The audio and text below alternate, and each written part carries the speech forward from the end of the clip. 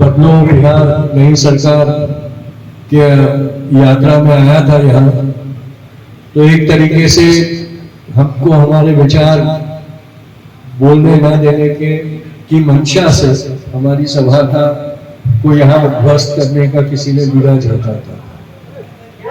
और आज आपने उस विचारधारा को एक ऐसा जवाब दे दिया है कि चंपारण पहले भी सत्याग्रह की मातृभूमि थी और आज भी सत्याग्रह की क्रांति करने से वो हिचकिचाएगी नहीं, क्योंकि जो जवाब आज आपने दिया है उससे ये मालूम पड़ता है कि चंपारण का बापू के साथ कितना गहरा रिश्ता था।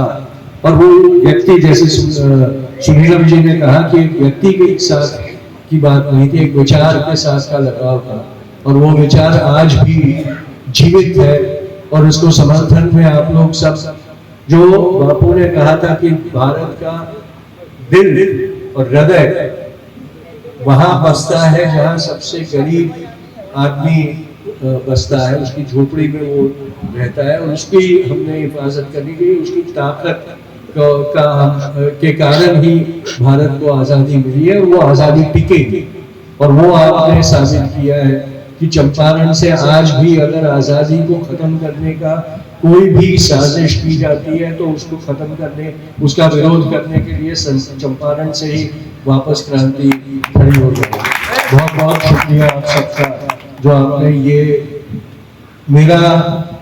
मैं व्यक्ति हूँ, इसलिए व्यक्ति का सम्मान आप भले करते हो, लेकिन आपने सम्मान किया है बापू के विचार का, और उसके लिए मैं आपका ऋणी हूँ।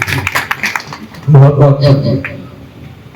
ये दौर जो जिस दौर से हम गुजर रहे हैं उसके बारे में चिंतित होना बहुत जरूरी है। और मुझे याद आ रहा है कि आजादी के पहले भी ऐसी ही एक योजना जो ब्रिटिश सरकार ने की थी, उसके खिलाफ भारत में बहुत बड़ा आंदोलन खड़ा हुआ था। ब्रिटिश सरकार ने भारत में सुधार करने के लिए, कथित सुधार करने के लिए एक कमीशन भेजा ब्रिटेन से हिंदुस्तान। उसका नाम था साइमन कमीशन, क्योंकि साइमन नाम का एक व्यक्ति उसका सरसरा था। पर उसमें हिंदुस्तान से किसी भी हिंदुस्तान के नागरिक को, किसी भी हिंदुस्तानी को उसमें स्थान नहीं दिया गया था।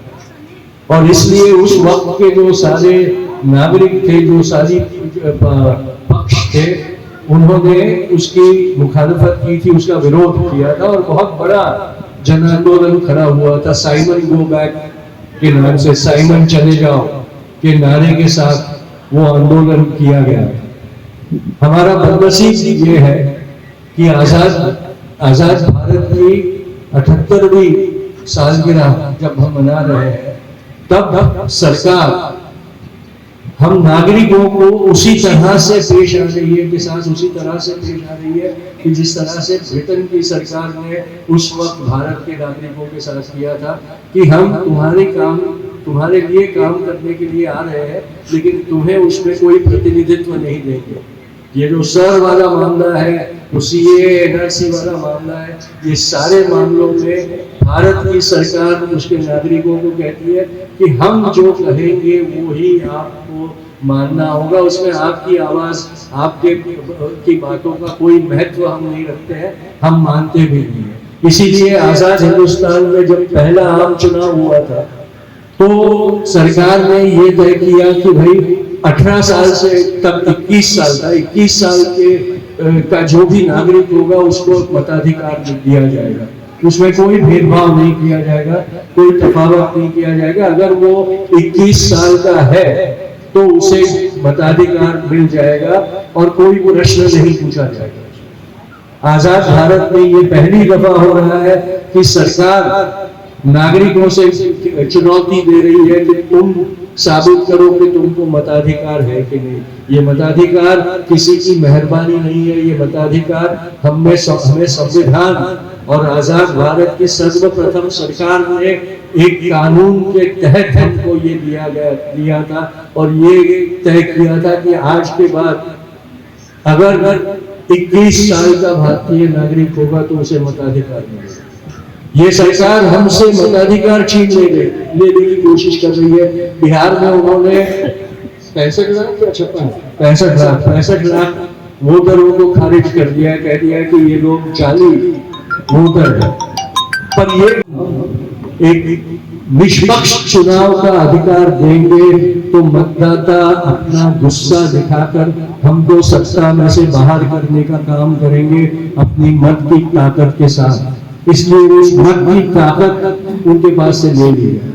पर वही सरकार, मैं कहता हूं कि ठीक है, आपको हमारा मताधिकार हमसे छीन लेना है, हम लड़ेंगे उसके साथ, पर तो सामने हमको वो अधिकार दो कि हमारे मतों से चुन के गया हुआ जो भी विधायक या एमपी हो या कोई भी हो, जो भी पोजीशन पे पोस्ट पे वो गया हो और गई हो, अगर वो हमारे हित का काम नहीं करते तो हम उनको वापस बुलाने की ताकत मतदाताओं को मिलनी चाहिए। ये हमको देते नहीं है क्योंकि डर है उनके मन।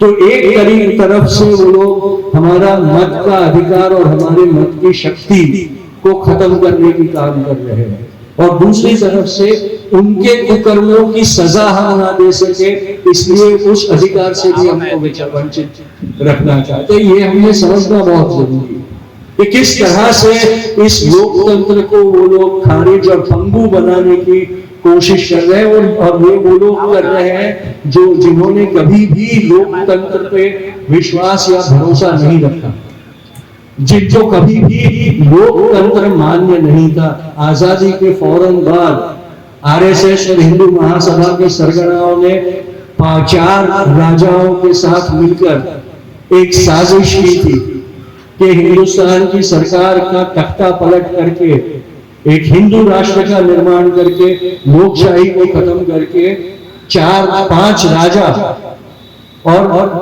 आरएसएस और हिंदू महासभा के जो सरगना थे उनकी लीडरी में एक साझा सरकार बनाकर एक हुकुमशाही हमारे ऊपर थोप देंगे। और उस साजिश की शुरुआत बापू की हत्या से वो करने वाले थे। हत्या तो उन्होंने करवा दी, उसका बीड़ा नथुराम गोडसे ने भले झड़का, लेकिन उसको हत्या करने का आदेश आरएसएस और हिंदू महासभा ने दिया था। आरएसएस की ये फितरत रही है हमेशा कि वो अपना जो मैला काम होता है वो दूसरों से करवाता है ताकि उसके ऊपर कोई इल्जाम ना डाल सके। लेकिन सरदार पटेल ने एक खत लिखकर ये साबित कर दिया था कि बापू की हत्या करने वाले यही जो आरएसएस हिंदू महासभा के कट्टरवादी है, उन्होंने ही बापू की हत्या की है। और इसीलिए सरदार पटेल के सुझाव पर आरएसएस के ऊपर पाबंदी लगाई गई थी, उसको बैन किया गया। ये प्रधानमंत्री हर चीज के लिए पंडित नेहरू को दोष देते हैं। पंडित जी एक उदारवादी लोकशाही में मानने वाले नेता थे और वो मानते थे कि सबको अधिकार होने चाहिए, सबको स्वतंत्रता होनी चाहिए अपना अभिप्राय अपना मत देने की। और इसलिए उनके आग्रह पे आरएसएस के ऊपर से प्रतिबंध हटा दिया गया। प्रधानमंत्री नरेंद्र मोदी हमेशा कहते हैं ना कि सरदार पटेल अगर प्रधानमंत्री होते, पहले प्रधानमंत्री होते तो ऐसा होता, पर सरदार पटेल पहले प्रधानमंत्री होते तो वैसा होता। मैं उनको याद दिलाना चाहता हूँ कि सरदार पटेल अगर पहले प्रधानमंत्री बने होते और आपने बापू का कत्ल करवाया होता तो सरदार पटेल ने आपको नेस्त नाबूद कर दिया होता, आप प्रधानमंत्री नहीं बन पाए होते। पंडित नेहरू का यह एहसान आप भूलिएगा मत। ये आरएसएस वाले को जानना बहुत जरूरी है क्योंकि एहसान फरामोश लोग हैं और हमेशा अपनी खुदगर्जी में काम करते हैं। पिछली बार हम आए तो उसके बाद प्रधानमंत्री ने मोतिहारी से अपना चुनाव का जो प्रचार की सभाएं थी वो शुरू की थी और अपनी आदत के मुताबिक पिछले वादों को भुलाकर नए वादे करके गए।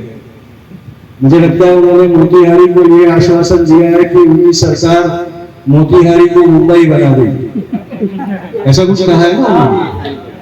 पिछले 3 दिनों से मुंबई ठप पड़ा है, डूब गया है, इतनी बारिश हुई है कि मुंबई की सड़कें पानी के अंदर चली गई है, उसकी ट्रेनें चल नहीं रही है।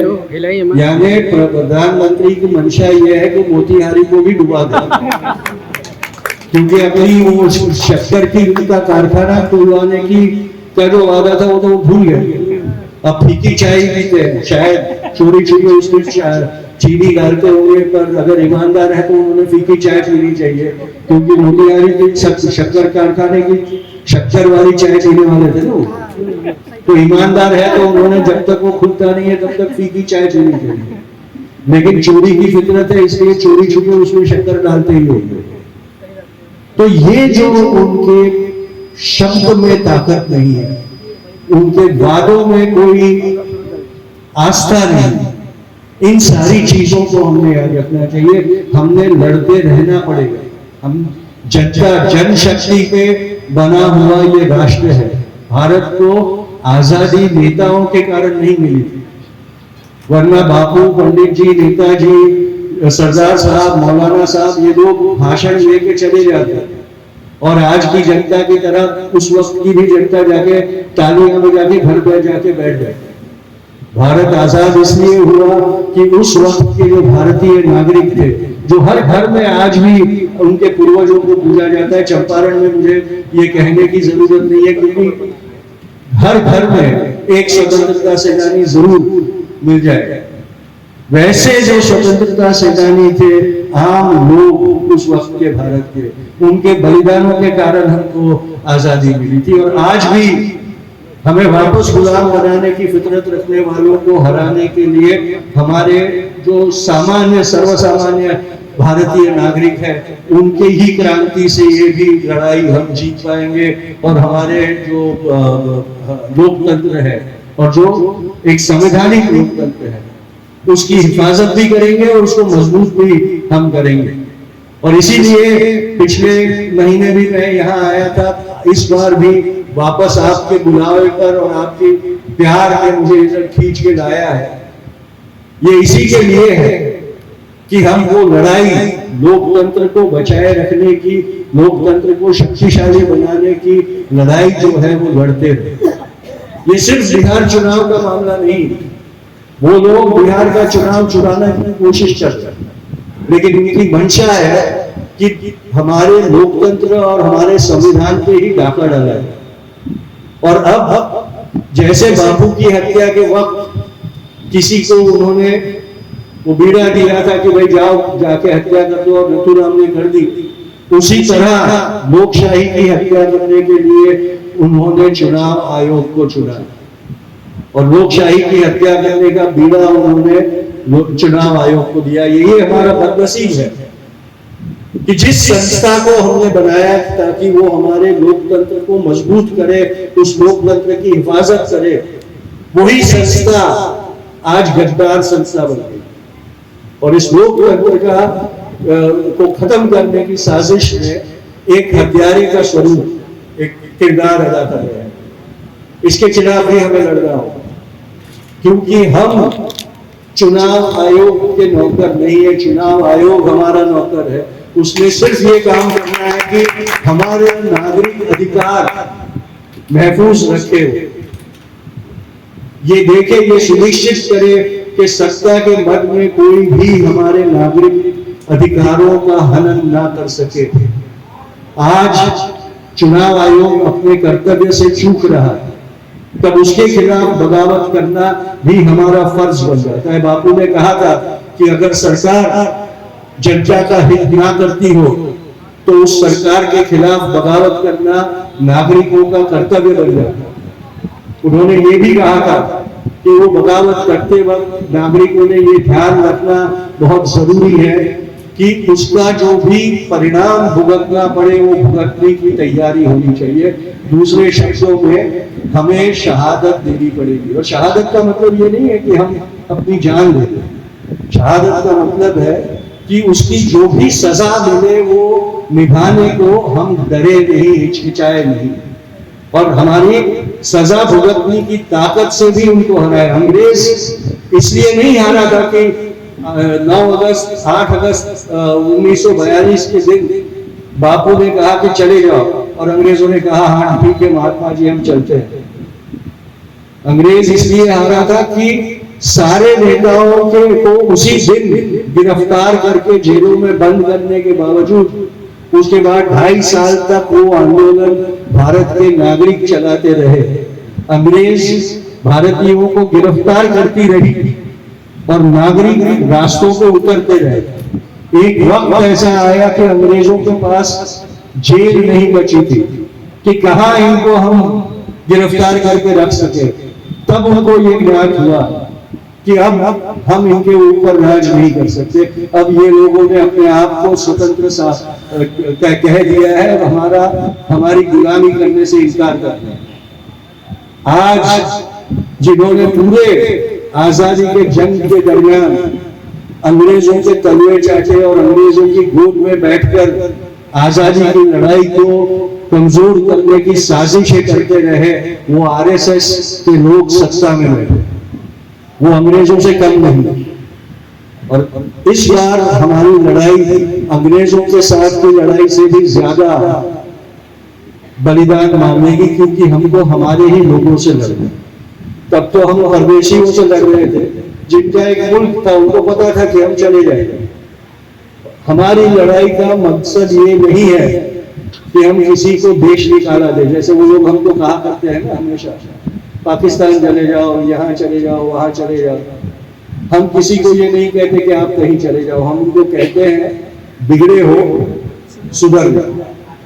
सुधर के आपको हम गले लगा देंगे। जिस दिन आप सुधर जाओगे हम आपको गले लगा लेंगे, क्योंकि आप तो हमारे भाई बहन हैं, हमें आपसे दुश्मनी नहीं है। आपके दिमाग पे छाए हुए मैल को साफ करने की क्रांति लड़ने का हमने बीड़ा चाहा, तो वो दिमाग का मैल निकालना होगा और उसके लिए हम सब ने लड़ते रहना होगा। यही संदेश लेके हम वापस बिहार में आए हैं और यही संदेश लेकर हम आगे बढ़ने वाले हैं। सर की लड़ाई हमारे नागरिक अधिकारों की सुरक्षा की लड़ाई और सर लादने की साजिश आजाद हिंदुस्तान को वापस गुलाम बनाने की साजिश है। इन दो साजिशों में कौन सी सफल होती है वो हम पर आधारित रहेगी। कौन लड़ेगा? हाथ उठाओ। सरकार कौन बदलेगा? जिम्मेदारी किसकी है? बहुत बहुत शुक्रिया। जय हिंद।